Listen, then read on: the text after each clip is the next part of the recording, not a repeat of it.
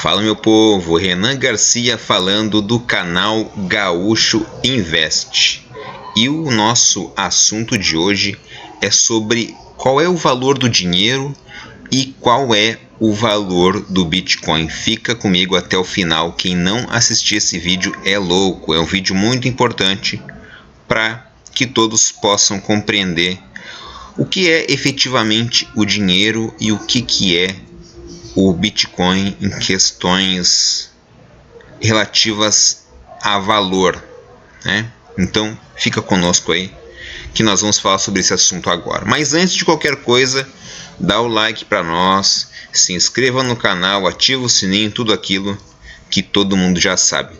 Sério, dá o like para nós, para ajudar aí o nosso trabalho a crescer e atingirmos mais pessoas aí para difundir o conhecimento e a riqueza. Então vamos lá?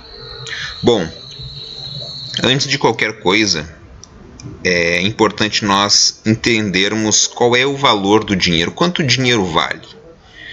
Né? Nós recebemos lá as notas de 5, de 10, de 20, enfim, tem um valor impresso ali no dinheiro, mas será que ele vale aquilo ali mesmo? O que significa aquele valor ali? Né? E por que o que se comprava antigamente, uns 10, talvez 20 anos atrás, com 100 reais, é diferente do que se compra hoje com 100 reais? Por que isso aí muda? Por que causa, né, essa alteração no valor efetivo do dinheiro? Porque se compra menos coisas hoje com o mesmo dinheiro do que se comprava antigamente. Então, nosso assunto vai girar em torno dessas questões do valor específico do dinheiro. E automaticamente vamos traçar um paralelo aí com o Bitcoin. Tá certo, gente? E por que trazer esse paralelo com o Bitcoin? Porque o Bitcoin aí tem 15 anos de existência e está se mostrando com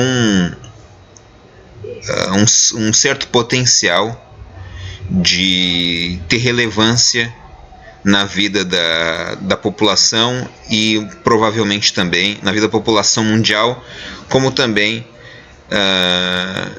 relevância no mundo corporativo, já que tem empresas, grandes players, instituições financeiras que estão começando a incorporar Bitcoin nas suas transações, ou se não efetivamente em transações, em reserva de valor. Então vamos começar falando sobre o valor do dinheiro, né? Mas especificamente falar sobre os Estados Unidos, sobre o dólar, porque o dólar foi por muito tempo, ainda tem sido uma moeda importante para reserva de valor e para transações no mundo inteiro, né? Porém, o dólar ele sofre uma depreciação, assim como nós percebemos no real, né? Então o dólar também perde valor com o passar dos anos. Isso aí não é um fator, um fenômeno que acontece só com o real, acontece com o dólar também. E isso tem um motivo que nós vamos tratar aqui, tá? Tudo começou não. Vamos começar um pouco mais antes dessa parte que eu ia falar. Houve um tempo da história que o dinheiro, especificamente falando, a moeda de troca, era ouro, né? No mundo inteiro, o ouro era a moeda mundial, né? Todo mundo transacionava ouro. Tinha transações em outros metais, mas com ouro, o ouro era o principal, né? Só que tinha problemas em se negociar com ouro. Um dos problemas era o fato do metal ser muito pesado, né?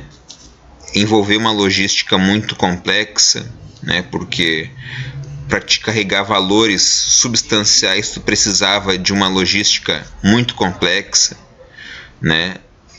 Tinha um risco muito grande de transportar esse ouro.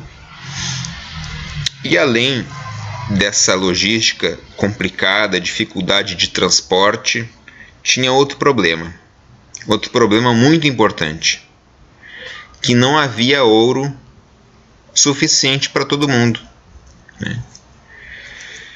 Então, ouro é extremamente limitado e isso dificultava o crescimento o crescimento da economia, né? Porque para te ter produção, uma produção em pleno crescimento, tu tinha que ter dinheiro proporcional para atender às cadeias produtivas, né? Então havia uma demanda reprimida de ouro, não tinha ouro para todo mundo. Então havia uma limitação, né? Uma limitação no crescimento da economia mundial. E especificamente sobre essa questão de dificuldade de transporte,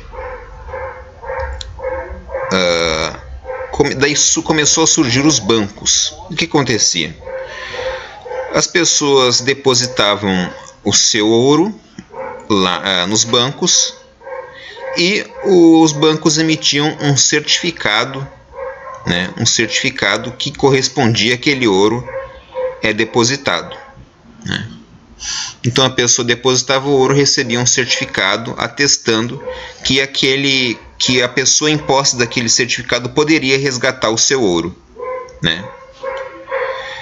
Então esse hábito de depositar ouro nos bancos começou a se difundir, porque começou a facilitar a vida das pessoas, porque facilitava a logística, as pessoas não precisavam mais carregar montantes de ouro, era mais seguro, né? Era mais seguro, e esse fator acarretava em maior segurança, né? Contra assaltos, enfim, né? Roubos.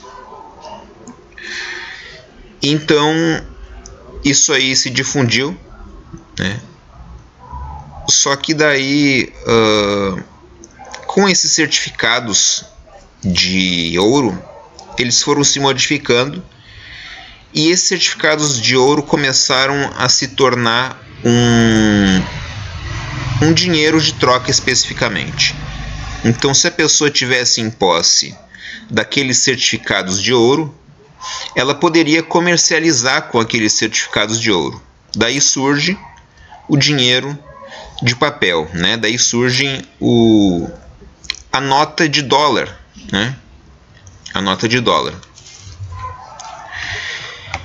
E ficou muito prático, né? As pessoas não mais comercializavam em ouro, elas tinham que ter a sua reserva de ouro lá nos bancos e comercializavam com notas de dólar, e essas notas de dólar facilmente poderiam ser, se tu chegasse num banco, tu poderia resgatar essas notas de dólar, resgatar o ouro a partir dessas notas de dólar, né? Cada nota de dólar correspondia a uma quantidade específica de ouro que estava depositada nos bancos. Então, caso tu quisesse, tu poderia resgatar o ouro a qualquer momento. Mas, caso não quisesse resgatar o ouro, tu tinha lá as tuas notas de dólar, né? Então, surgia neste momento os ouros de papel, que era o dólar, né? Só que daí, o que foi acontecendo? Ainda havia um problema. Ainda havia o problema que não tinha ouro suficiente para toda a economia, para toda a cadeia produtiva. Tinha uma demanda reprimida de ouro e todo papel, moeda, necessariamente tinha que ter um ouro atrelado, né? Era o lastro daquele papel moeda era literalmente o ouro depositado nos bancos. Então começou a haver uma disparidade entre os dólares impressos e a quantidade de ouro nos bancos, porque a economia precisava crescer e tinha essa limitação de ouro, né, depositado nos bancos do país, dos Estados Unidos. E começou a haver essa disparidade entre papel moeda impresso e ouro disponível. Até que chegou um momento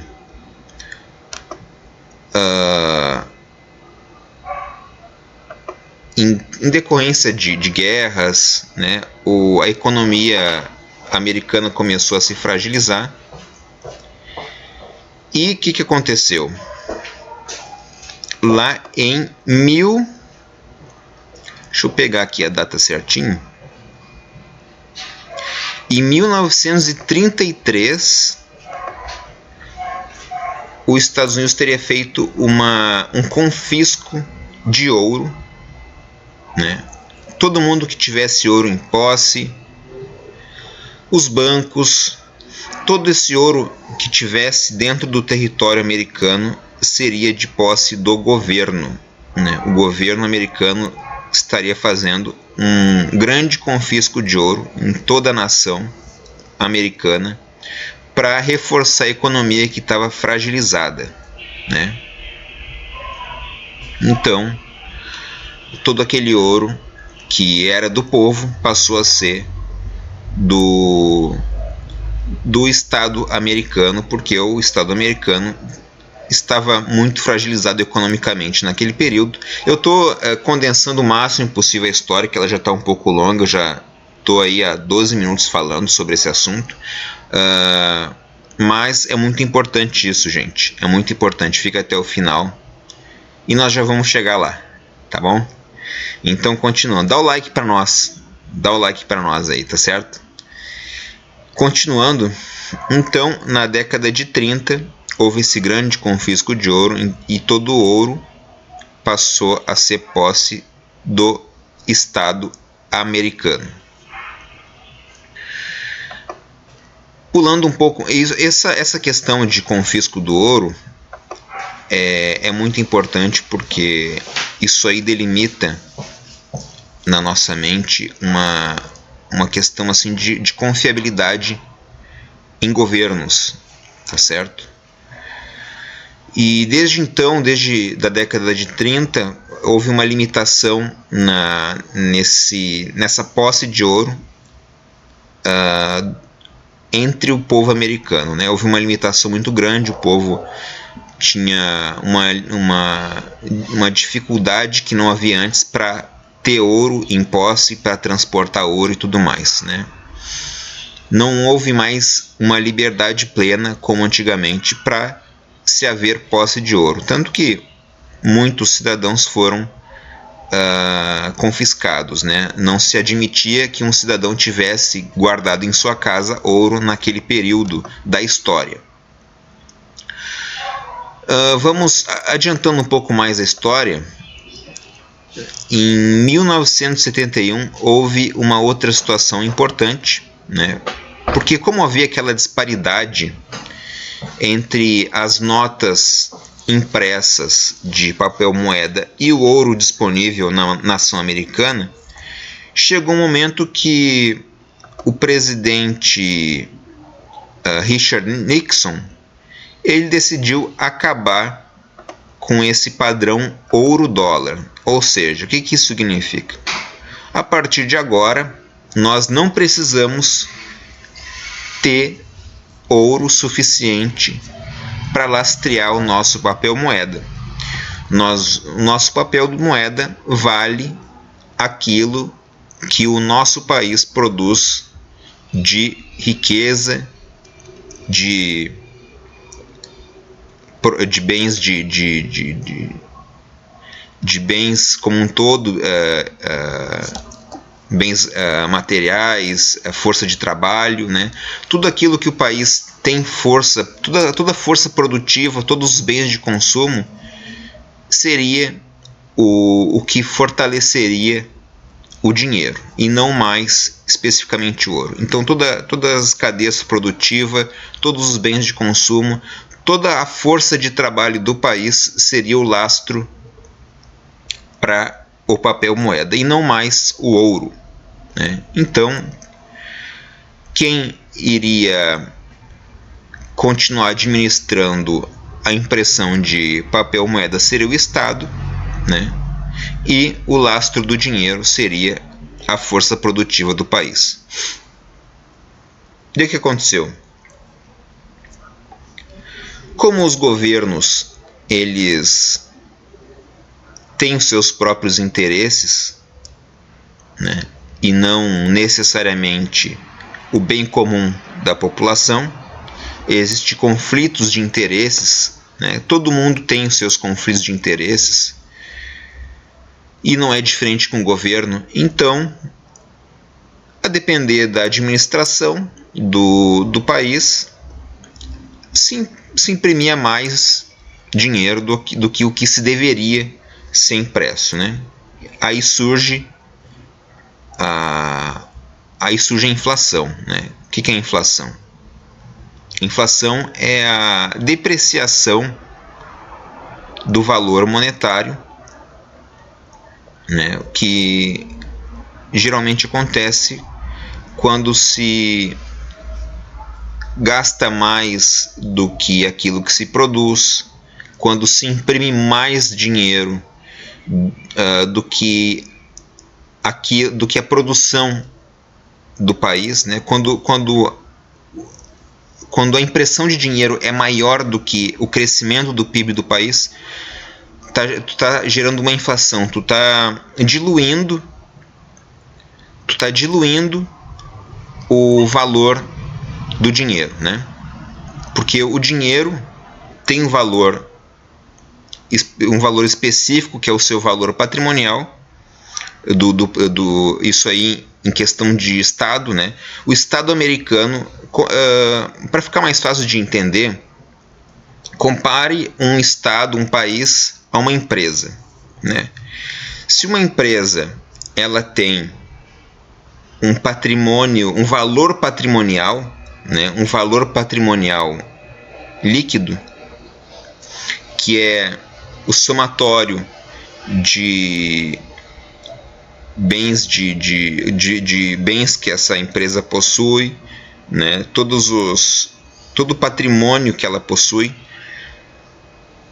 a empresa vai ter um valor X, né? Que é o valor patrimonial dela. E quanto mais dinheiro o governo imprime, esse valor patrimonial tu está dividindo ele por cada moeda impressa, né? Porque o valor da empresa, o valor do Estado não modifica, né? O valor patrimonial é o mesmo até que se produza mais, né? Quanto mais uma empresa ou um país produz, quanto mais uma empresa ou um país produz, aumenta o seu valor patrimonial. Só que quando o país ele determina para si uma moeda, ele tem uma quantidade X para imprimir, que é condizente ao seu valor patrimonial. E se ele imprime papel moeda acima do valor patrimonial, ele está diluindo esse valor patrimonial por cada nota impressa a mais, né? Então, automaticamente o dinheiro vai reduzindo o seu valor proporcionalmente, né?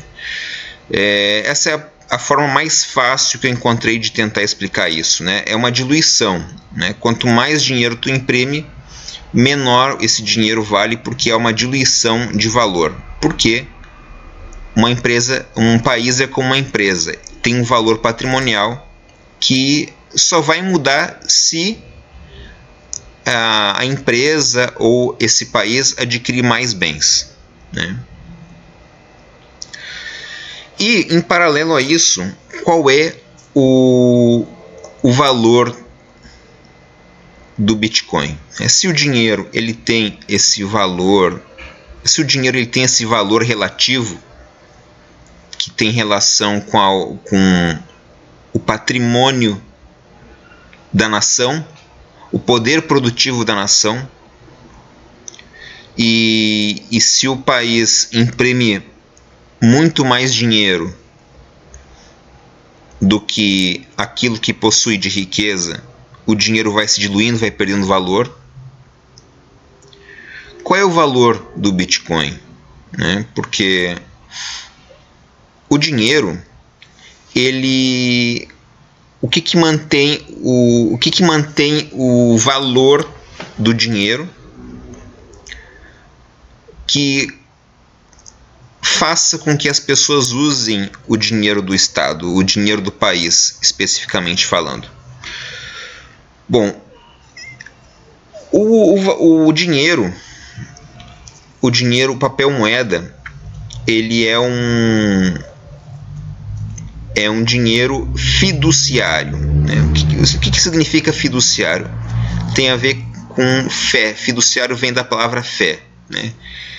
Significa que quando tu usa o dinheiro de papel, tu confia nos governos. Especificamente falando, nós, quando usamos o papel moeda real, significa que nós confiamos no governo brasileiro para utilizarmos essa nota de real, essas notas de real.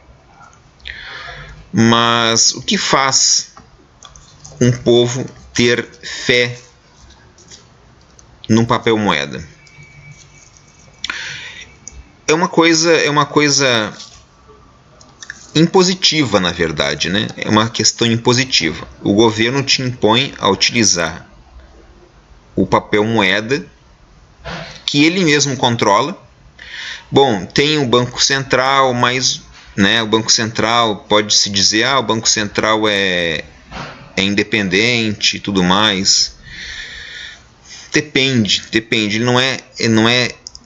Ele pode estar independente em certos momentos da história, mas não necessariamente ele é uma entidade independente. Isso aí vai depender muito, Isso aí vai depender muito do período histórico em que estivermos falando, Então é mais fácil de nós admitirmos que isso está centralizado no governo,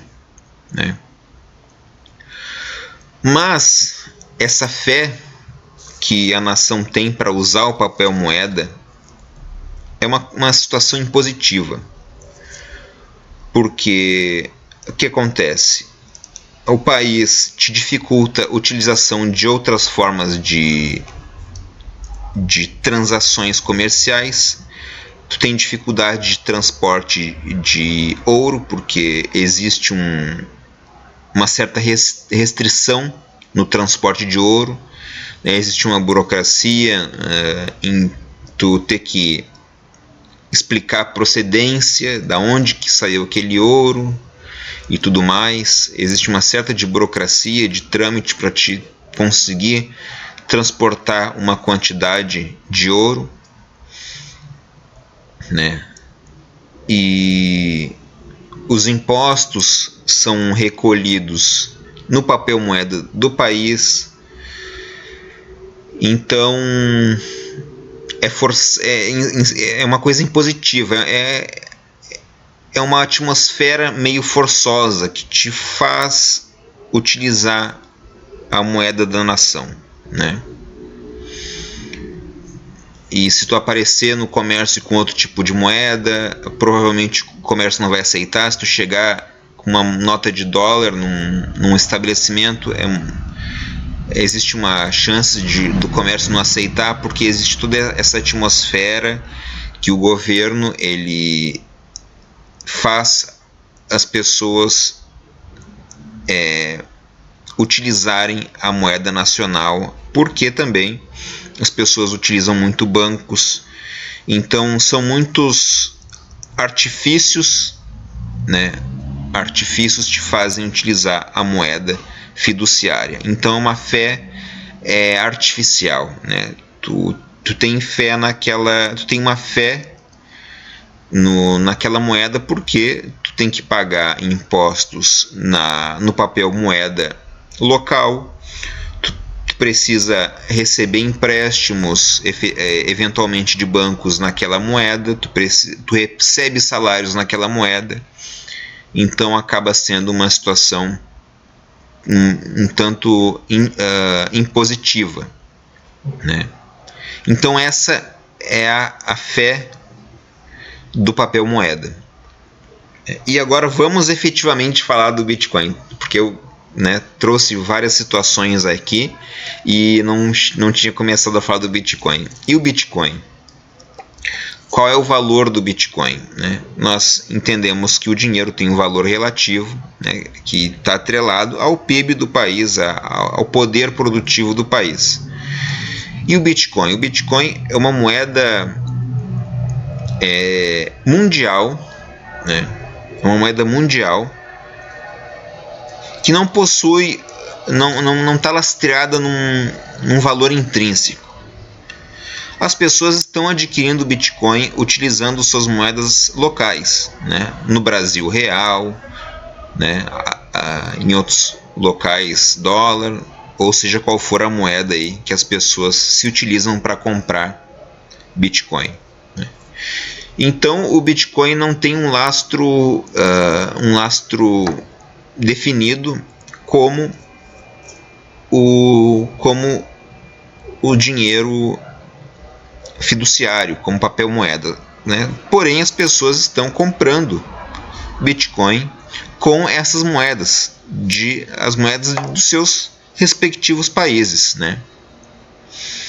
Então, automaticamente o Bitcoin passa por um processo lento de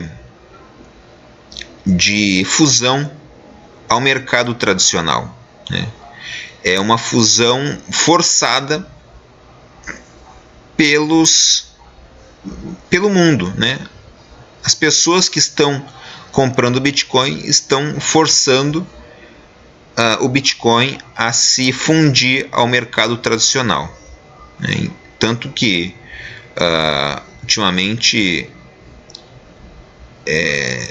grandes corporações criaram seus ETFs de Bitcoin e de Ethereum também na Bolsa de Valores americanas.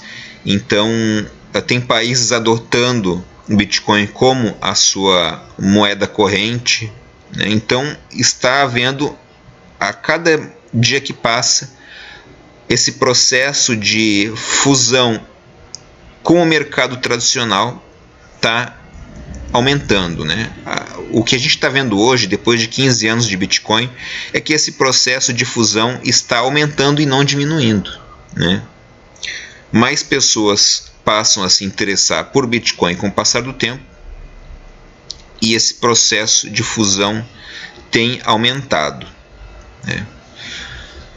Automaticamente, o Bitcoin está recebendo para si esse valor que até então era dado forçosamente ao papel moeda, O papel moeda tem o seu valor relativo, porque sim, os governos imprimem mais do que deveriam, mas ele também tem o seu valor lastreado na economia de cada nação, no poder produtivo das nações. E o Bitcoin está tomando para si esses valores, com o passar do tempo.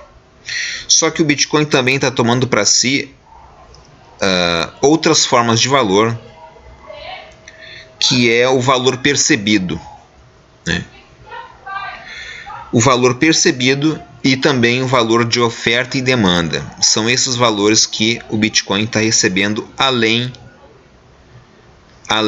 desse valor intrínseco das moedas fiduciárias, que é a economia como um todo, Então, quanto mais pessoas se interessam por Bitcoin, aumenta a demanda, Aumenta a demanda e o Bitcoin tem um fator que se diferencia das moedas fiduciárias, que é a escassez. o Bitcoin só vai ser minerado até ele atingir a marca de 21 milhões, se não me engano, de Bitcoin. O sistema Bitcoin ele foi ancorado em 21 milhões de Bitcoin. Então, quando a blockchain tiver todos os Bitcoins minerados, quando tiver disponível no mercado 21 milhões de Bitcoin, não vai mais se produzir novos Bitcoin. Então, se o Bitcoin é limitado, ele automaticamente tende a se valorizar, porque o Bitcoin não pode ser produzido ad infinito como o papel moeda, né? Então vai chegar uma hora que não se produzirá mais Bitcoin, não vai ser possível mais se minerar novas moedas, né? E além da escassez que faz o preço tender a subir, tem a oferta e demanda. Quanto mais pessoas, quanto mais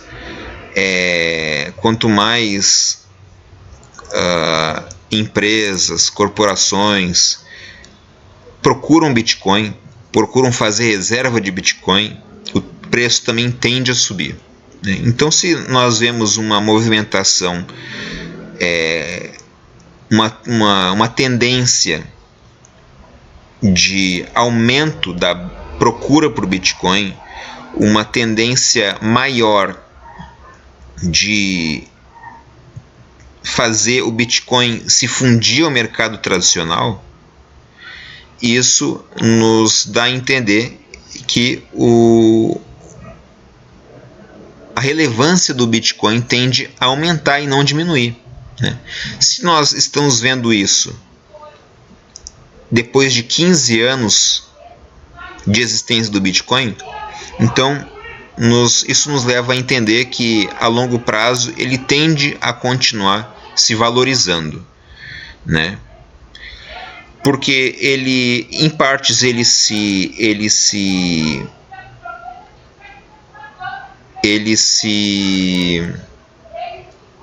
assemelha ao papel moeda por não existir um valor específico nele, como em metais, como o ouro, né? O ouro tinha um valor em si mesmo, né? Ele tinha um valor físico, porque ele era um bem físico, e ele era um bem de valor que era necessário, né? E ainda é muito necessário o ouro no mundo, né? Então o ouro tem um valor em si. Já o papel moeda e o Bitcoin nessa parte se assemelham porque eles não têm um valor em si próprio, né? Mas o Bitcoin tem um valor intrínseco que é muito difícil de se perceber à primeira vista, mas o valor intrínseco do Bitcoin é a segurança e a liberdade, né? Porque se nós voltarmos naquele período da história em que houve confisco de ouro na nação americana, a nação que, em tese, é a nação mais livre do mundo, né? Se houve um confisco geral de ouro, se houve um confisco de dinheiro no Brasil, na história brasileira, houve um confisco de dinheiro dos bancos. E o Bitcoin, frente a essas incertezas relacionadas à política das nações, aos governos, se o dinheiro, o papel moeda, nos traz essas incertezas, uma moeda digital que não está atrelada a nenhum governo, é descentralizada, né? Não existe governo controlando. Uma moeda onde tu pode fazer a tua própria reserva, como se tu fosse teu próprio banco. Tu pode ter reserva de Bitcoin sob a tua própria custódia, sob o teu próprio controle, desde que tu tenha ali as tuas chaves as tuas chaves em segurança, né, no teu controle, né? Quando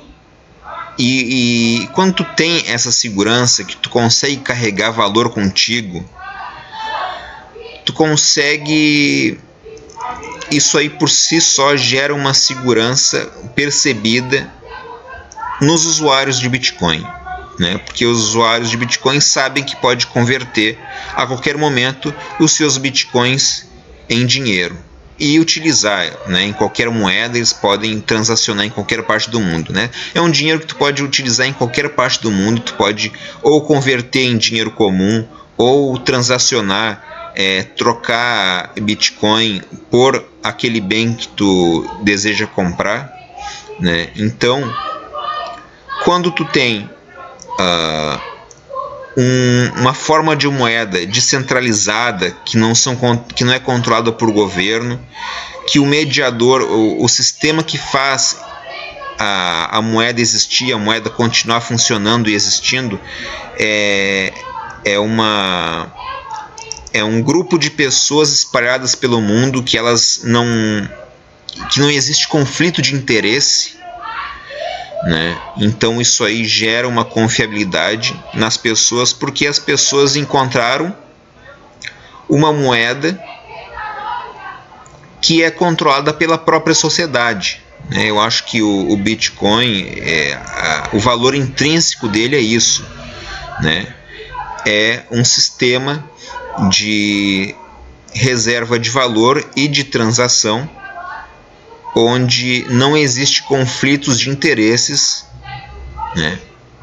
E oferece uma segurança frente às incertezas políticas das nações, né? Isso aí eu não falo especificamente de Brasil, porque todos os governos impõem riscos, incertezas, né? Isso aí não é nível de Brasil, isso aí é nível de mundo, né? Cada lugar, cada região do mundo aí oferece os seus próprios desafios, né?